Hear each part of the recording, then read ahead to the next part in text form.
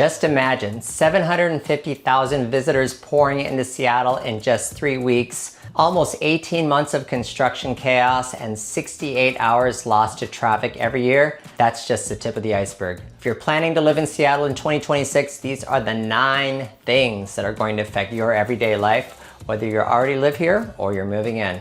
I've helped hundreds of families figure this exact stuff out, and here's what you really need to know. Light rail expansion and testing is where we're gonna start. 4-minute trains through downtown, a 20-minute commute to Bellevue. That's what's coming with the 2-line. Sound Transit is aiming for early 2026 for the 2-line extension across Lake Washington. This is a big deal because it finally connects Seattle to Bellevue and Redmond with new stations at Judkins Park and Mercer Island. So here's what locals need to know. For the next several months leading up to opening day, you're going to see system testing, buses replacing trains, and station area construction that just keeps going. If you commute through downtown or you depend on transit, you might run into disruptions before things get better. Yeah, super annoying in the short term. But when we talk about the World Cup later, you'll see how the timing of all this construction fits together, so stick around. Now, once this 2-line is fully open, you're looking at a 4-minute peak frequency through downtown.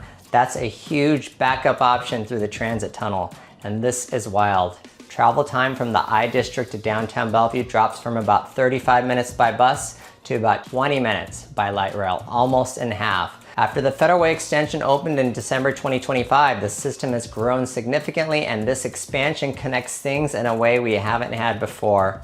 A few months of testing for years of better cross-lake connections, that trade-off makes sense to me. Now better transit is awesome, but none of it matters if you can't afford to live here in the first place. Let's take a quick pause here. If you're seriously considering moving to Seattle for 2026, whether you're dealing with transit changes as a local or you're relocating and trying to pick a neighborhood that actually works for your commute, I help people with this every day. My contact is in the description. Don't hesitate to reach out. All right, so let's talk numbers, costs of living, housing, the important stuff. So as of November 2025, the median home sale price is $865,000. For single family homes only, we're talking about $965,000. And that's before we even talk about all the other costs that stack up. This comes up in basically every conversation I have with people moving here, so let's just be honest about it. If you're looking at renting, 1-bedroom apartments average $2,100 per month. In downtown areas like the Seattle Central Business District, you're looking at around $3,100 a month. Belltown is $2,800 and Ravenna is also $2,800. Now, Seattle's overall cost of living is unbelievably, well, believably if you live here, 45% higher than the national average and 23% higher than all of Washington state. Groceries are about 10 to 30% above national levels, with monthly grocery budgets for one person usually around $500. Utilities run about 20 to 25% higher than the national average, so you're looking at about $150 to $170 a month for electricity and heating, and about $140 to $190 for water and garbage, and add in $60 to $100 for internet. So obviously I'm not going to pretend it's cheap. These numbers are real and they really add up. But there is another side. Washington state doesn't have a state income tax. It's one of only 9 states that doesn't. So if you earn a lot, you keep more of your paycheck than you would in places like California or Oregon, even though sales and property taxes are higher here. And the job market is strong. Software engineers have a median base salary around $145,000, not including bonuses and stock at the bigger companies. Senior engineers can pull in about $160,000 to $200,000 plus. We've got aerospace, healthcare, biotech. These industries all pay competitive salaries. I've worked with tons of clients who show up thinking they've totally nailed their budget and then they realize they need to adjust, and that's totally normal. Sometimes they raise it, sometimes they change their wish list, but if you're in the right industry, the wages can help balance out the higher cost. Yes, it's expensive, but there is a reason people keep moving here. And it brings me to something that'll impact every new arrival, and it might make you rethink your June vacation plans. Let's talk World Cup. Just imagine 750,000 visitors flooding Seattle over 3 weeks. Picture all this construction chaos leading up to it. That is the 2026 World Cup reality. Seattle is hosting 6 FIFA World Cup matches from June 15th through July 6, 2026 at Lumen Field. Get ready for this. They're doing more than $1 billion and infrastructure projects that have to be finished by June. What does that mean if you live here? Well, as you know, heavy construction has been going on for about 18 to 24 months, all leading up to the June World Cup. We're talking lane closures on major roads, work around the stadium, faster work on the Sound Transit 2 line, waterfront improvements, park updates, street upgrades, all timed to be ready for the World Cup deadline. And then during the event itself, you're gonna have security zones, packed transit, and crowds like Seattle has not seen in a long time. The World Cup is expected to create about $929 million in economic impact for all of King County. So once it's all done, all those upgrades stay, you get better transit, better parks, better street safety, and smoother ways to get around with different transportation options. So here's the thing, even after the construction ends, you're still going to deal with one daily reality that tests every Seattle driver's patience. Yes, it is traffic. In 2025, Seattle drivers lost 68 hours to traffic. That's 40% more than the average American driver, and it costs about $1,252 every year. And in 2026, this is probably going to get worse before it gets better. So let's be real, Seattle ranks as the 10th most congested city in the United States, and that's up from 63 hours in 2024. The worst corridor of all is northbound I-405 between Renton and I-90, where drivers lose 61 hours a year, making it the 24th most congested corridor in the country. Part of what makes it worse is ongoing I-405 construction, which is now delayed until summer 2027. So yeah, traffic sucks. But here's what I tell my clients. If you live smart, like close to good transit lines or close to major employers in downtown, South Lake Union, or the east side, you can cut down a lot in how much you're going to need a car. The downtown core is only about 8 blocks wide and super compact with a walk score of 98, which is one of the highest in the country. And if you bike, things are improving. E-bike use has increased significantly across the country. Protected bike lanes are expanding a lot, with 4th Avenue extension to Seattle Center being finished ahead of FIFA 2026. So the city is turning some of these 4-lane roads into 2-lane roads with bike lanes on both sides. Many drivers hate that, but it is improving safety and giving people more choices. So that's where we're going. More density, more bike lanes, more public transportation. The key is building your life around where you live and where you work, so you're not trapped in traffic every day.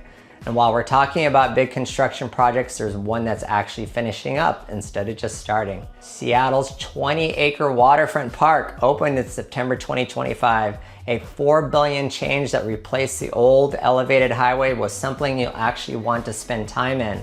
Most of the major work is done.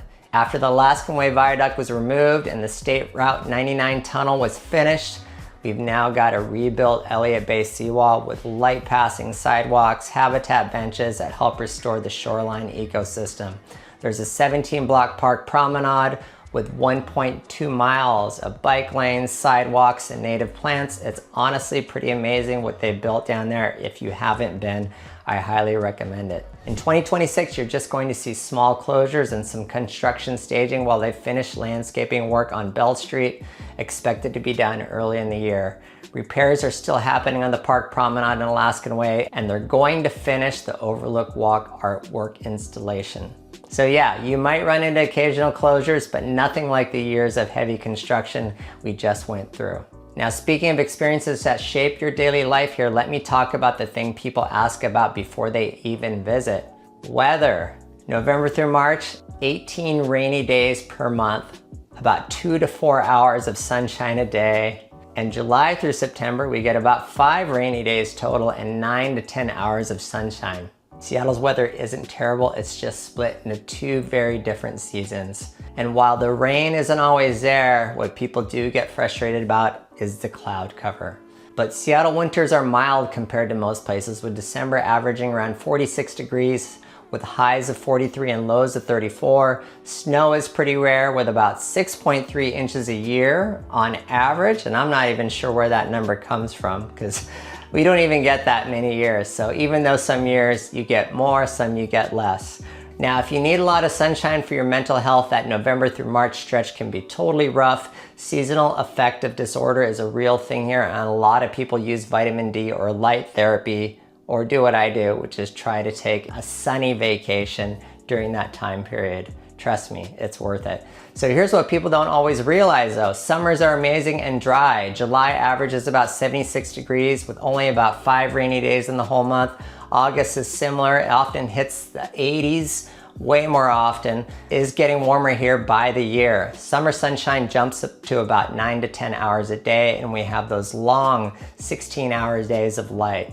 So it's awesome here in the summer. We've raised our kids here and we've learned to roll with it. Get outside when it's nice, find indoor fun when it's great, and remember every season has its own vibe. But before we move on, there's one topic I need to talk about directly because people always ask and it deserves real talk, not pretending, and that is homelessness. Seattle set aside $229 million for homelessness response in the 2026 budget. King County reports there are about 17,000 people experiencing homelessness, according to the 2024 point in time count. It's visible, it's real, and I'm not gonna act like it isn't. It is a hard topic, and I wanna be honest with you, Seattle has struggled with visible homelessness and encampments. Definitely not as bad as you see on some social media, so keep that in mind. But you will see it in parts of the urban core, and feelings about safety can change a lot depending on the neighborhood and the time of day. The 2026 city budget also includes $350 million for affordable housing investments, including more shelter space, new programs for people living in vehicles and RVs. The city does regular encampment inspections and follows a 72-hour notice and removal process based on hazard assessments. Recent polling suggests some residents think there's progress on reducing encampments, but a lot of people still want stronger public safety action. It's a topic that divides people, and you'll hear strong opinions on all sides. But here's what I tell people. For many residents, overall quality of life is still rated high because of jobs, nature, culture, all the other great amenities. The key is choosing neighborhoods and routines that match what you're personally comfortable with. I live in Capitol Hill, and I do see open air drug use. That's part of living in a dense city area, but it doesn't define my whole experience of Seattle, and there are so many great things about Capitol Hill that I've talked about in other videos. And actually, part of what's making the city safer connect right now back to the infrastructure work. Let's talk about that. I mentioned it earlier. Let me show you what's happening on our streets. Aurora Avenue is getting a major safety update in 2026 with leading pedestrian intervals, no turn on red rules, new crossing signals, median islands across 6 intersections. Translation is safer streets and temporary construction headaches. You're gonna see this in many corridors all across the city. The Seattle Department of Transportation is working on a major Vision Zero push. Aurora Avenue is part of that big project. The city is splitting Aurora into 5 segments to reduce disruption while the work happens. What does that mean for you in 2026? If you live along these routes or you commute on them, you'll see temporary lane reductions, parking changes, construction noise. These projects are meant to reduce serious crashes and make it easier to reach transit, schools, and business districts in the future. But let me tell you about something that affects you more personally than any construction project, something that surprises almost every person who moves here, no matter how prepared they think they are. Let's talk about the Seattle freeze. You walk down the street and you don't always get as much eye contact or smiling as you would in other cities. It used to be if you let someone merge in traffic, they might wave and you'd wave back. Now you might not got that at all.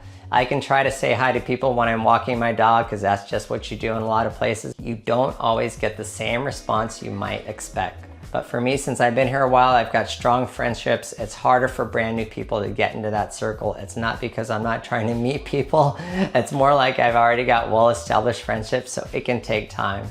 So I think the real reason though is nothing to do with I've got close friendships. A lot of it can just have to do with the dark winters. So when you're walking down the street and it's cold and you're huddled because of the rain, that social distance can feel lonely at first, especially if you're outgoing and you arrive without a built-in friend group.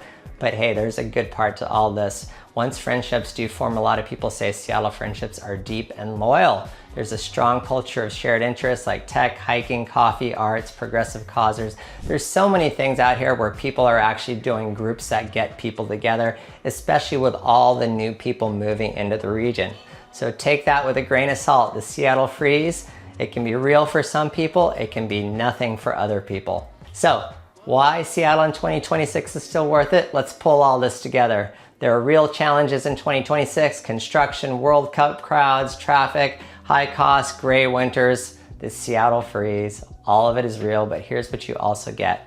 Amazing access to outdoor recreation with mountains, water, and forests right outside your door. Discovery Park is 534 acres with more than 11 miles of trails right at your doorstep. You've got Mount Rainier, North Cascades, Olympic National Park, all within about a half day to a full day drive. A strong economy with high paying jobs, especially in tech, aerospace, healthcare, and biotech.